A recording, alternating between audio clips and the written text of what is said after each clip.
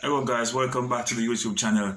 So I'm going to keep my promise because I made a video earlier talking to you about how you operate, how you behave, how you position yourself, your posture inside an interview. But I'm going to make another video to walk you through how you write your application letter. All right, there are two different types of letters. You have informal letter and a formal letter. An informal letter is one which you write to your friend. All right, that only has one address. With a formal letter, you need two addresses, one for you and one to the person who you are addressing, or the company you are addressing. All right, so I'm going to make a video on that, walking you through the steps of making your application letter. But I want to say to you though, quickly, when you're writing, having written your application letter and send it off to the organization that you are interested in getting a job at, or the one you heard from someone that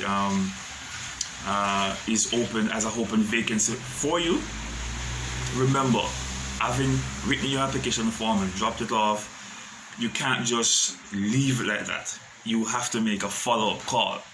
All right, I can remember walking all the way from Mount Vernon to Jonespen, and in those days, back in the early 2000, there wasn't any landline. I mean, there's still no landline service in Mount Vernon, but it came as close as Jonespen. And I remember my friend Sassy, all right, Opton. His Christian name is Opton, but we call him Sassy, DJ Sassy.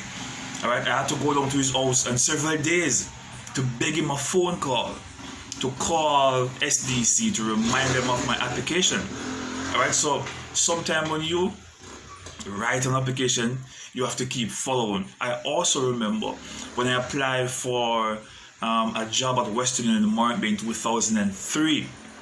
All right, and it took me about 9 months to get that job because the boss was saying that, look, the economy is bad. They're not taking on any employees now. The American economy is bad, and Western Union largely depend on American transaction, right? Because people persons sending money to their loved ones in Jamaica, and he was saying that the economy in America is bad, so I have to wait, and I had to wait for about 9 months. And during that 9 months, I had to be calling him every now and then. Sir, is everything okay? Is there any changes in the economy? You know. And then one day he just called me and said, come for an interview. All right, the American economy is back and things are going well. Come for an interview. All right, so you can't just write your letter and just leave like that. Oh, them not call me, that means them not want me. No, sometimes there are numerous application letters there. And guess what? Sometimes when you apply to a company, they didn't want anybody at the time.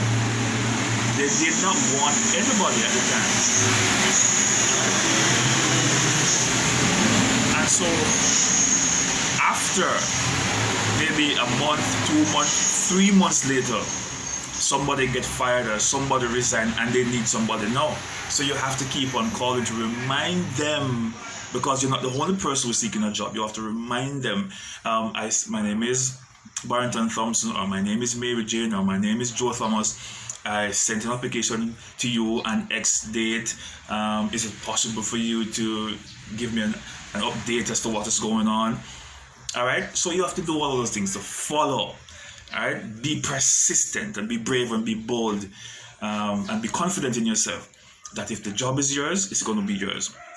But you can't just apply and leave it like that. You have to make some follow-up calls. So I'm going to make the video for you, showing you, walking you through the steps as to how you write your application letter. Okay, look out for that video.